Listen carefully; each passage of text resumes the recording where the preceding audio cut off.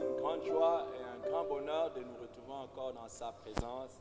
Qu'il est beau de célébrer le Seigneur, de parler de ses bontés les jours et de sa fidélité la nuit. Nous vous saluons dans le précieux nom de notre Seigneur. Parce que ensemble nous sommes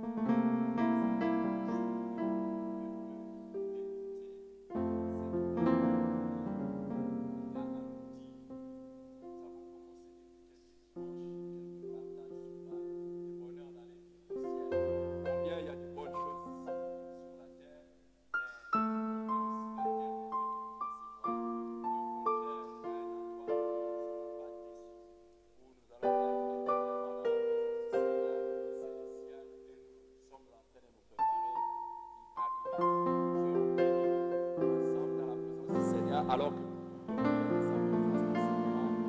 dans l'adoration et que son nom soit célébré, bénissons-le, louons son Saint.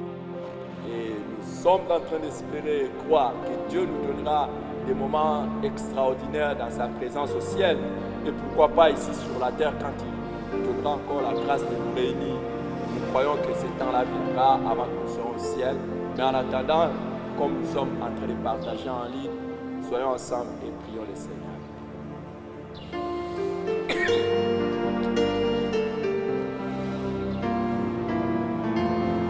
Dieu est bon, Dieu est bon, Dieu est bon. Alléluia. Et soit l'homme qui met sa confiance en lui. Dieu est bon, il est bon. Voyez santé.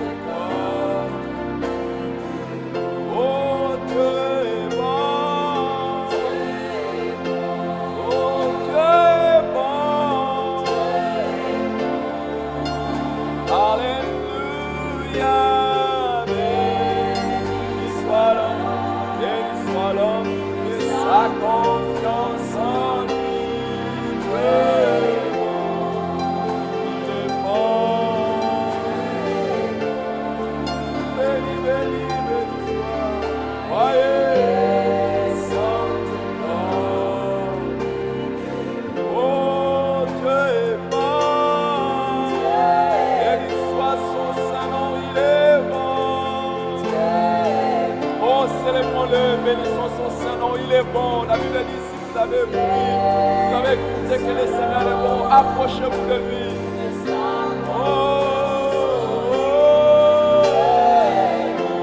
Dieu est bon.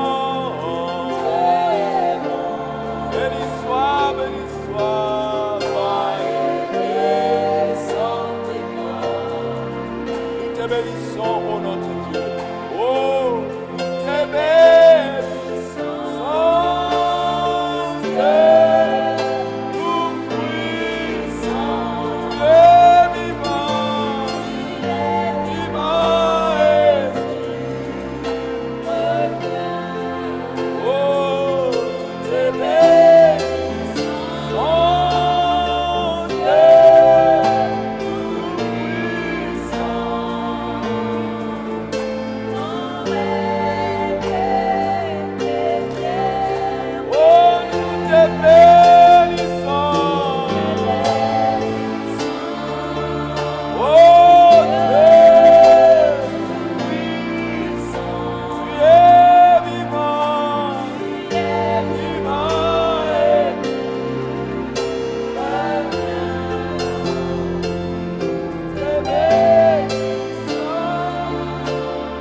Yeah.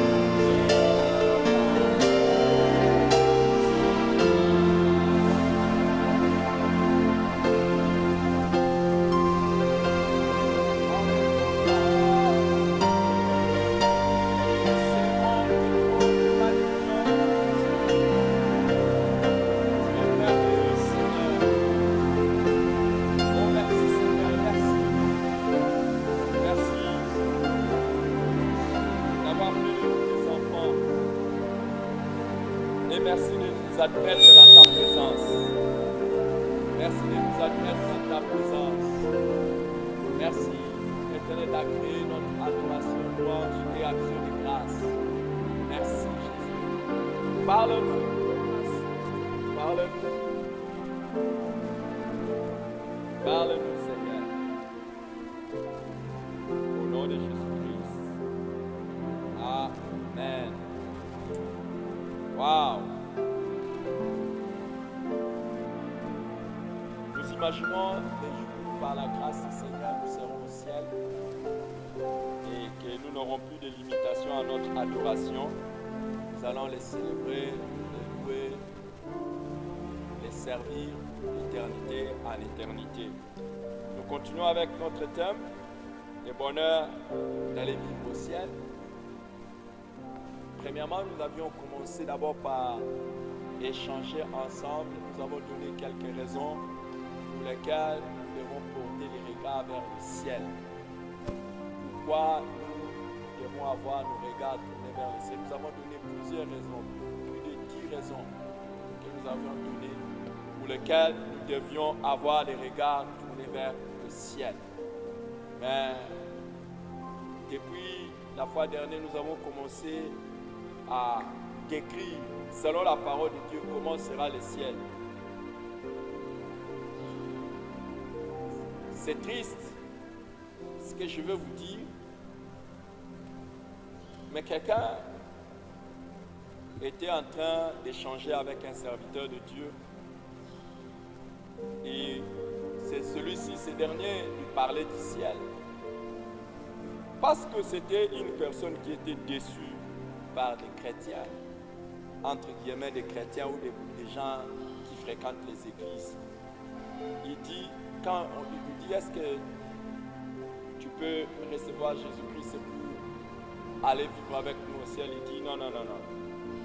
Si le ciel, c'est là où habitent ces gens ici de l'église, je préfère aller en enfer. La raison c'est simple, c'est qu'il était peut-être déçu par les gens qui fréquentent les églises. Mais une autre raison fondamentale, c'est que cette personne ignorait l'horreur qu'il y aura en enfer, les malheurs et la souffrance qu'il y aura en enfer. Beaucoup de gens, la description qu'ils font du ciel n'est pas la réalité, ce n'est pas la vérité. Et ils sont dans toutes sortes d'illusions, dans toutes sortes de fables, de contes, de mythes concernant le ciel. Nous avons commencé à décrire ce que c'est le ciel. Et la première des choses qui rend d'ailleurs le ciel, c'est la présence de Dieu. Nous avons dit que c'est le lieu où Dieu demeure. En fait, quand nous allons aller au ciel, c'est vrai que nous allons rencontrer beaucoup de réalités. Mais la première chose qui va frapper nos regards et qui va même éblouir nos cœurs, nos pensées, nos sentiments, nos émotions, c'est la présence de Dieu. C'est la présence de Dieu. Le ciel, c'est là où nous allons rencontrer le Créateur de l'univers. C'est là où il demeure. C'est là où il demeure. Quand Jésus avait dit, je m'en vais vous préparer une place, il dit, afin que là où je suis, vous y soyez aussi. Nous avons vu aussi que c'est la demeure de Jésus-Christ. C'est là d'où Jésus est venu et là où il est retourné.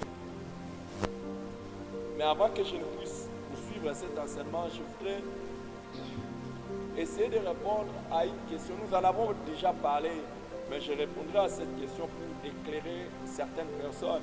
Quand nous disons que le ciel est la demeure de Dieu, mais comment on peut arriver à une telle affirmation alors que nous disons que Dieu est omniprésent? Même David dans le psaume 139, à partir du verset 7, il dit, où irai-je loin de ton esprit? Où fuirai-je loin de ta face? Si je monte au ciel, tu y es. Et si je me couche au séjour des morts, t'y voilà.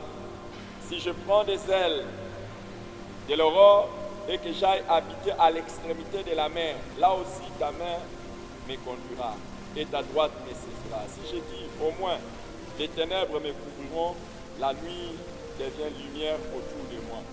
Même les ténèbres ne sont pas obscures pour toi. La nuit brille comme le jour et les ténèbres comme la lumière. Vous voyez?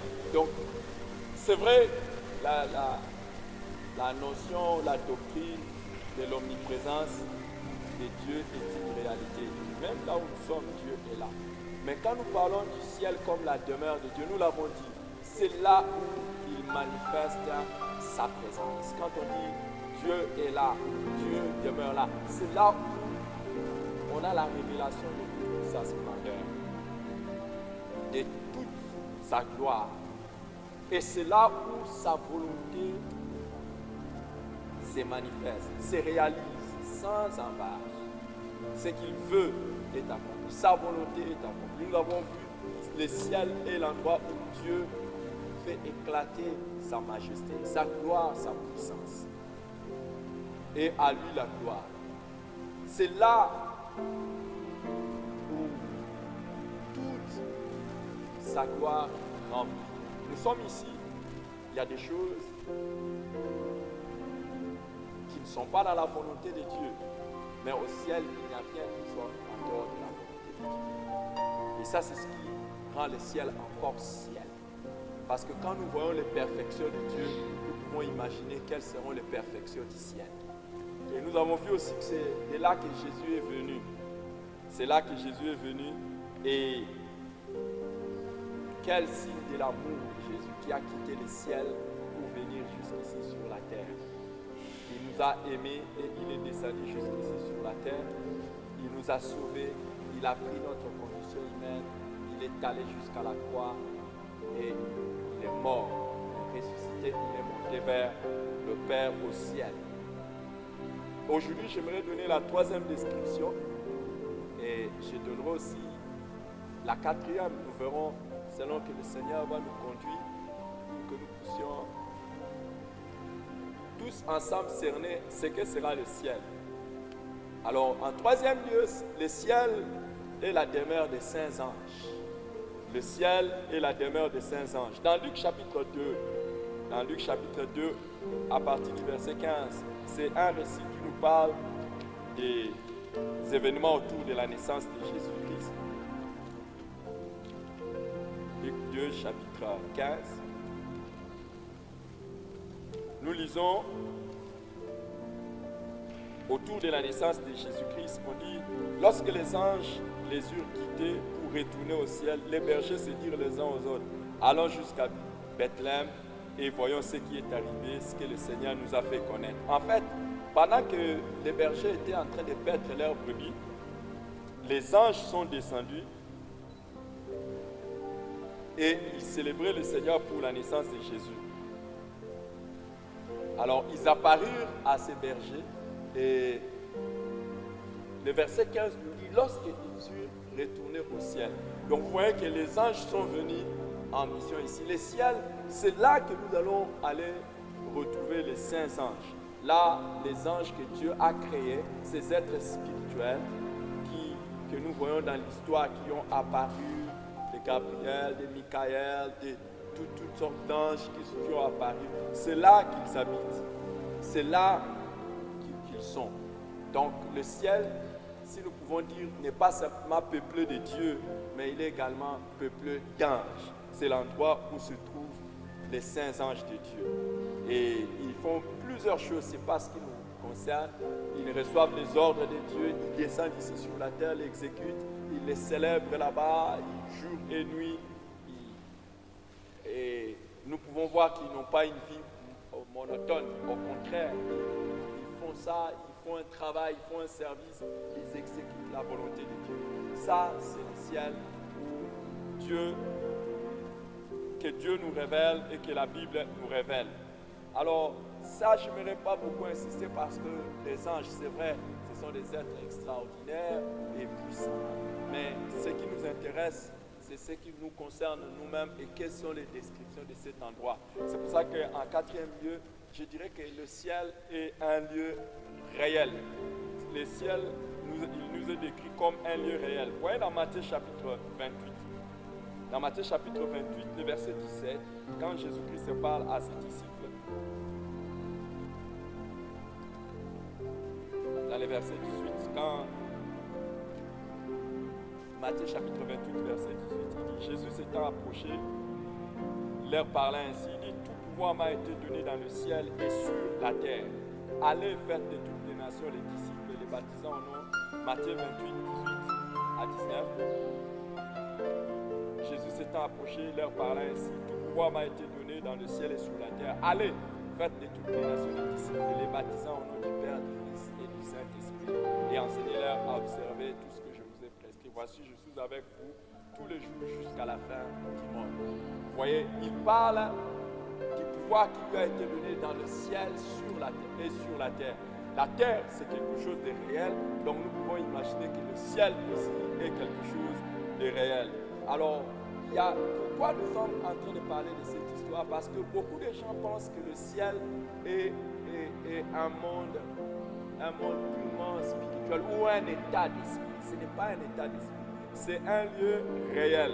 Ce n'est pas un lieu, comme on pouvait dire, immatériel, ou un lieu qui n'existe pas, ou un lieu où... Non, c'est un lieu réel. Nous allons le voir plus tard que quand nous serons au ciel, nous allons avoir des corps réels. Et c'est un endroit réel. Alors, plusieurs choses nous montrent que le ciel est un endroit réel. Alors, je m'en vais vous donner quelques éléments qui nous montrent que le ciel est un endroit bien réel. C'est que, d'abord, c'est un endroit qui contient des habitations, des maisons d'habitation. Dans Jean chapitre 14, que nous avons lu dans Jean chapitre 14, le verset 2, Jésus dit, il y a plusieurs demeures dans la maison de mon Père. Donc, il y a des maisons d'habitation.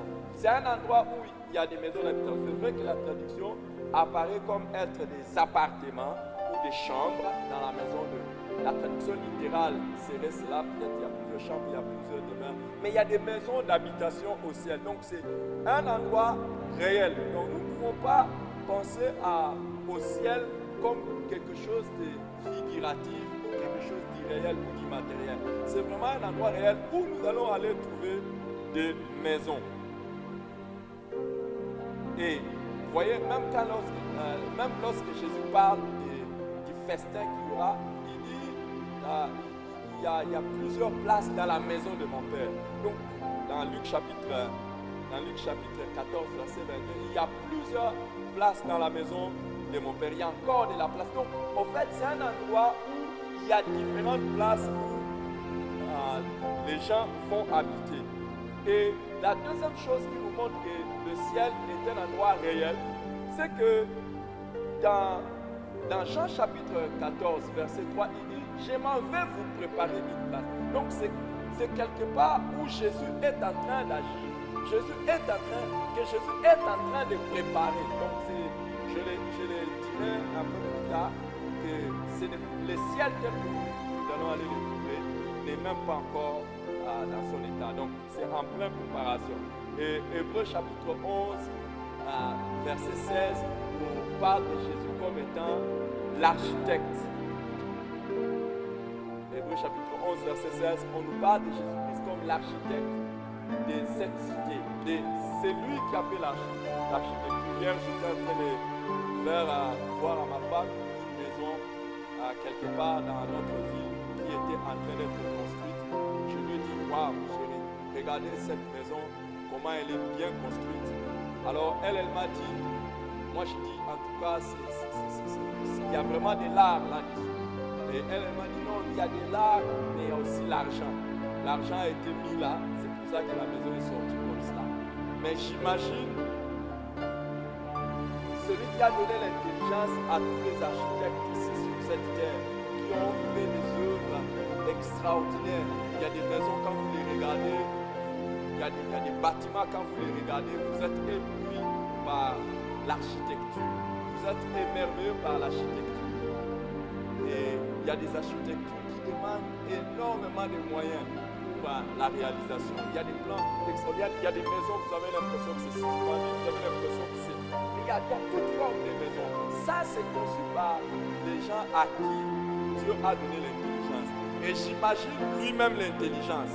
Parce que Jésus, c'est lui-même l'incarnation de l'intelligence et de la sagesse. Et j'imagine qu'il n'a pas il n'est pas limité par les moyens. Donc je peux imaginer des maisons qui seront au ciel. On n'en a pas vu. Peut-être qu'il y a eu des architectures à Dubaï, aux États-Unis, en Chine, à Shanghai, je ne sais pas, à Hong Kong, où on a des bâtiments. Mais imaginez ce que les hommes sont en train de concevoir par rapport à celui qui est plus de 1 milliard de fois plus intelligent que nous, plus de 1 milliard de fois plus friqué, plus fortuné que nous. Il y aura des choses extraordinaires. C'est réel, c'est réel. Quand on dit que Jésus est l'architecte, c'est que le ciel est un endroit où il y a des constructions extraordinaires. Et je voudrais dire quelque chose sans avoir des problèmes avec le Saint-Esprit. J'aurais bien voulu vous inviter à venir me visiter dans ma maison au ciel. Et vous verrez que ça n'a rien à voir avec tout ce que les gens ici ont construit. Et venez me voir là-bas, vous verrez que même si je n'ai pas eu le temps de faire le tourisme sur cette terre et aller voir tout ce qu'il y a, mais là où je serai au ciel, il n'y aura rien de comparable à ce qu'il y aura sur la terre. J'espère que tu y seras. Et c'est triste que pour certaines personnes, ils ratent les deux choses. C'est vraiment malheureux de rater la terre et de rater le ciel. Certains sont comme moi peut-être. Vous êtes ici sur la terre, habitant des maisons difficiles, des endroits difficiles, des conditions difficiles, et n'ayant pas la possibilité d'aller habiter dans des endroits meilleurs. Mais il y a une bénédiction. À cause de notre foi en Jésus-Christ, nous habiterons les meilleurs endroits qui puissent exister. Alléluia. Vous n'avez peut-être jamais fréquenté les hôtels de 5 étoiles. Vous vous dites, waouh. Peut-être vous l'avez déjà fréquenté seulement en les regardant dans les films, en les regardant sur les photos.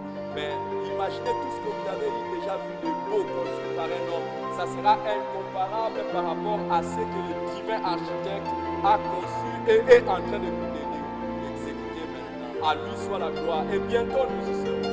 C'est un endroit réel. Et on nous parle de ça. Et il y a un autre élément qui nous montre que c'est un endroit réel. On dit que dans le ciel, il y aura une ville. On parle d'une ville. Dans Apocalypse chapitre 21, verset 16, on parle d'une ville qui se trouve au milieu du ciel. Vous voyez que ce n'est pas figuratif, c'est vraiment réel. Donc c'est un peu, l'image est un peu comme notre monde, mais où il y a une ville.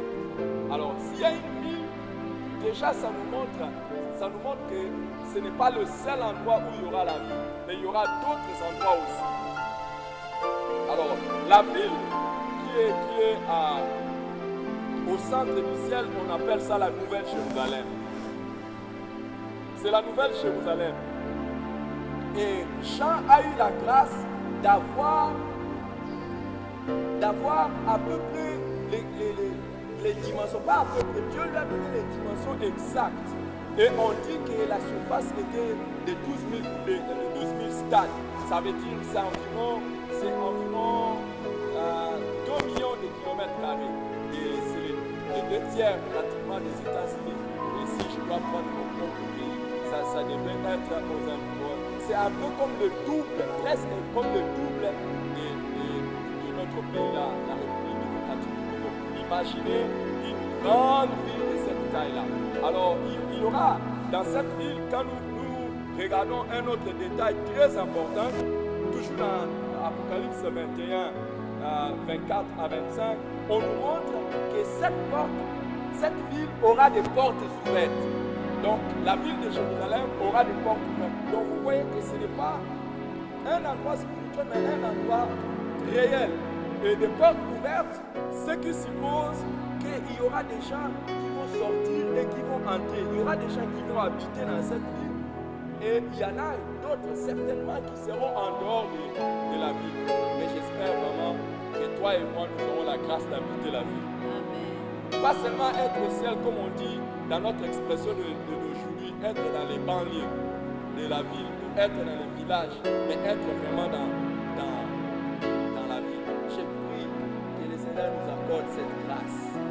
Que le Seigneur nous accorde cette grâce et prendre part là dans la ville.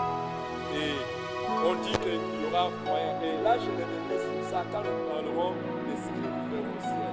Beaucoup de gens croient que quand nous allons entrer au ciel, ça sera seulement, on commence à chanter depuis le matin jusqu'à la nuit, on fait que chanter.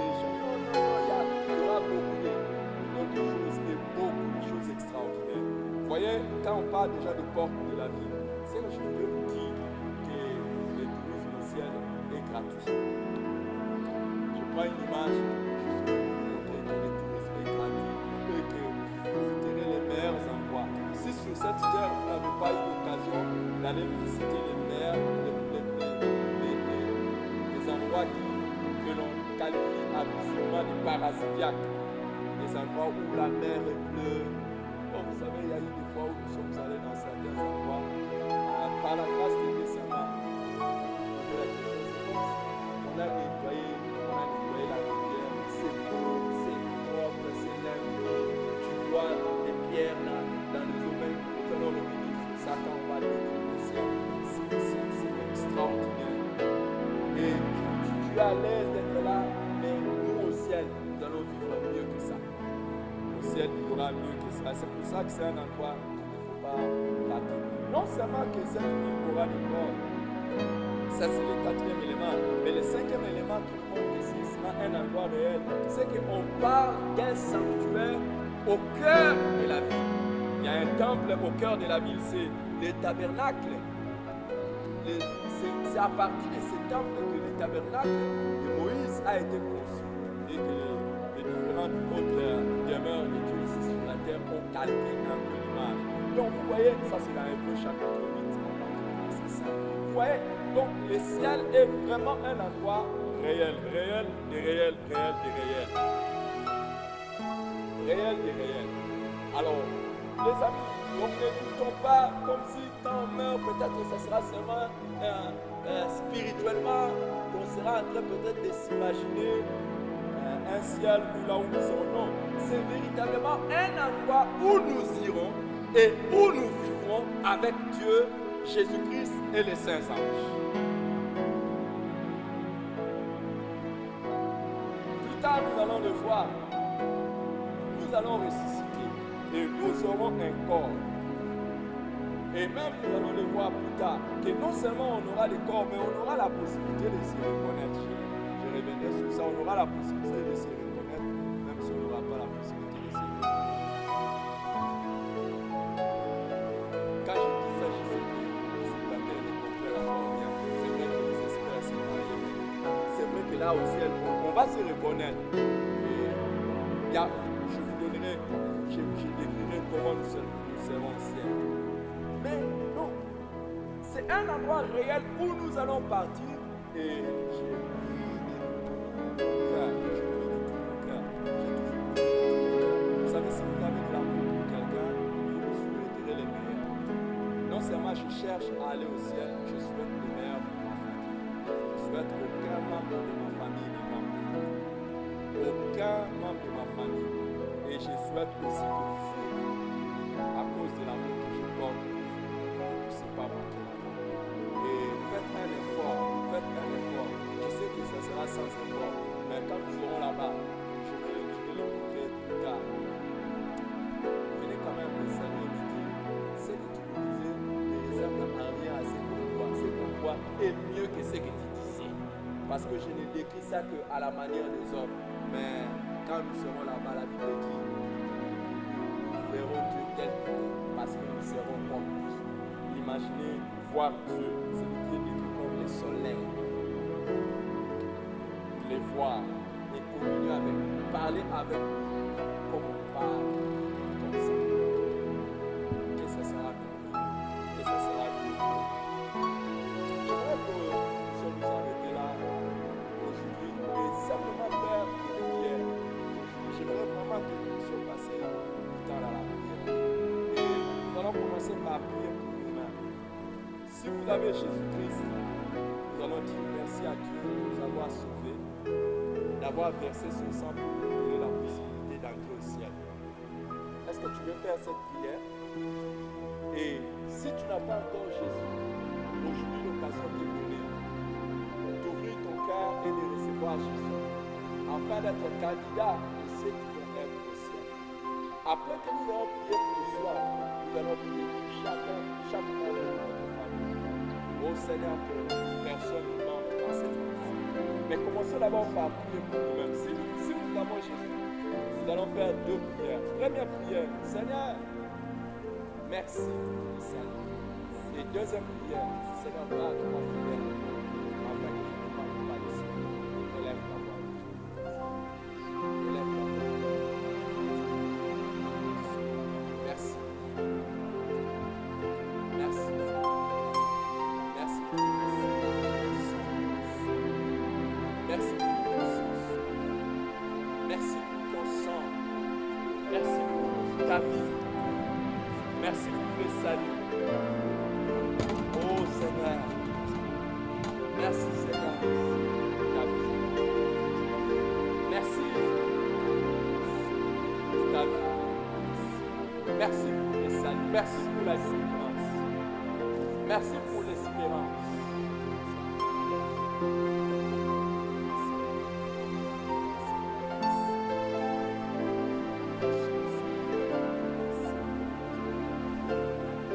Seigneur, sauve ceux qui n'ont pas encore Jésus. Toi qui n'as pas Jésus. C'est le moment de recevoir Jésus dans ton cœur, d'abandonner le péché.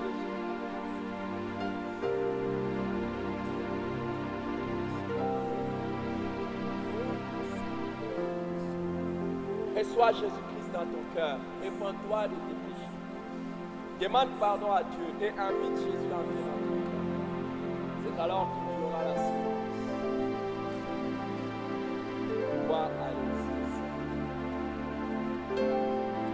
Garde-moi, ô Seigneur, fidèle à toi. Garde-moi, ô Seigneur, fidèle à toi. J'ai appris à remporter des victoires à gagner, ô Seigneur, garde-moi, fidèle à toi.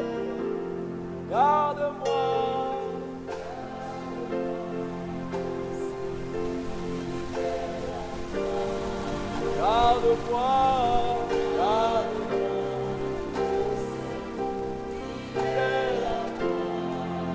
fidèle à toi, porter les victoires à gagner, oh Seigneur, fidèle à toi.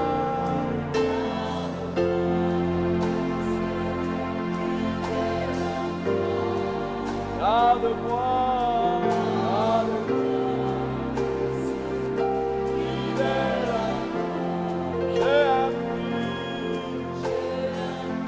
à remporter les victoires à gagner. Oh Seigneur, on lève ta voix et ta propre vie. Celui qui persévérera jusqu'à la fin, c'est celui-là qui sera sauvé.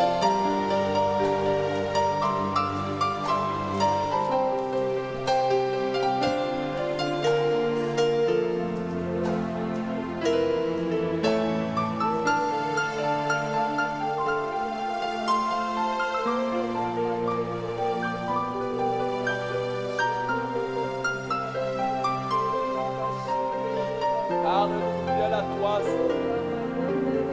Garde-nous fidèle à toi. Garde-nous fidèle à toi, Seigneur. Garde-nous fidèle à toi, Seigneur.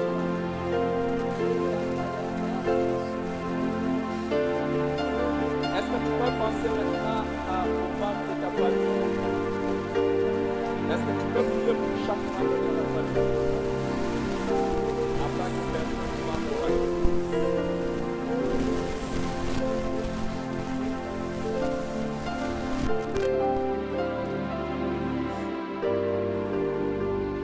Est-ce que tu peux prier pour un membre de ta famille? Deux.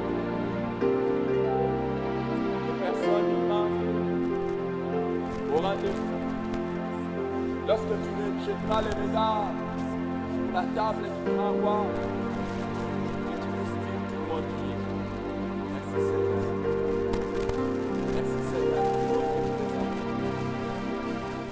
personne n'a été distraite.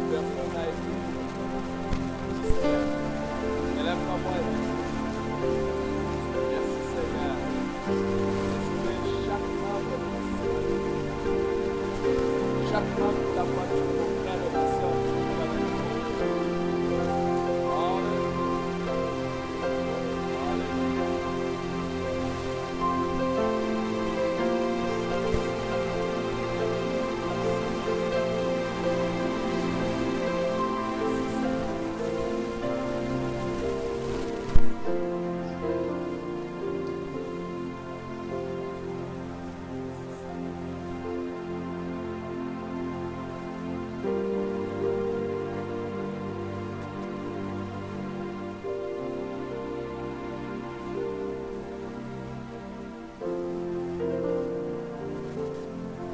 À part les membres de ta famille, peut-être tu as des amis, tu as des personnes que tu connais, peut-être tes collègues, les services des collègues, des classes, des promotions, des universités. Est-ce que tu peux prier pour eux? Les personnes ne m'en passent. Prie s'ils sont chrétiens que le Seigneur a permis leur foi. Et puis, s'ils sont des non-croyants, que la lumière ne considère pas bien. Élève ta voix et prie.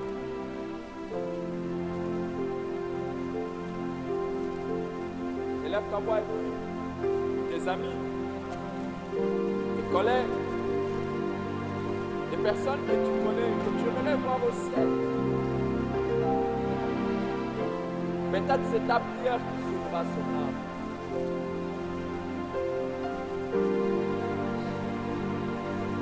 Peut-être ta prière, peut-être tu imagines, mais peut-être jamais quelqu'un n'a touché à toi. Peut-être c'est ton patron, peut-être c'est ton travailleur, peut-être c'est ton professeur, peut-être c'est ton étudiant, peut-être c'est ton partenaire d'affaires.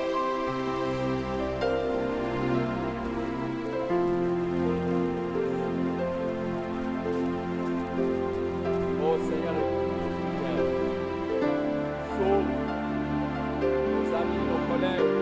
boss, nos travailleurs, nos professeurs, nos étudiants, nos partenaires d'affaires, nos clients, nos fournisseurs.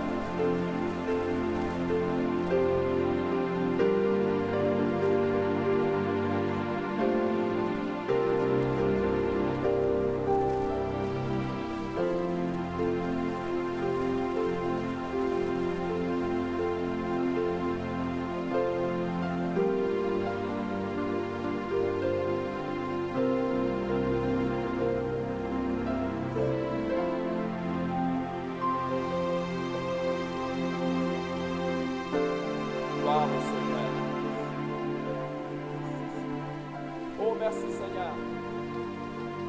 Ça a été extraordinaire d'être dans la présence du Seigneur. Je voudrais terminer ce moment en disant une chose très importante, en te donnant un devoir. Dresse une liste. Fais ça. Dresse une liste. Ça peut être une liste de 2 personnes, de 3 personnes, de 10 personnes. Mais juste pour cette semaine, tu dois reprendre encore la semaine prochaine. Pour cette semaine, mets le nom d'un maximum de 10 personnes que tu ne verrais vraiment pas ne pas voir aussi. Mets ça sur une feuille, écris ça. Et cette semaine, sois en train de prier pour cette personne. C'est juste un exercice que le Saint-Esprit m'a mis à cœur. Prie sérieusement pour eux pendant toute cette semaine.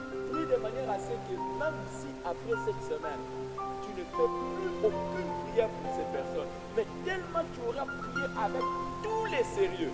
S'ils sont croyants, Dieu les garde. Et s'ils sont de non-croyants, Dieu les sauvera. Prends juste 10 personnes, pas beaucoup. Parce qu'il faudra que tu pries sérieusement pour ces personnes, en les citant par le nom et en les présentant à Dieu. C'est une recommandation que je te fais. C'est vraiment quelque chose de pratique.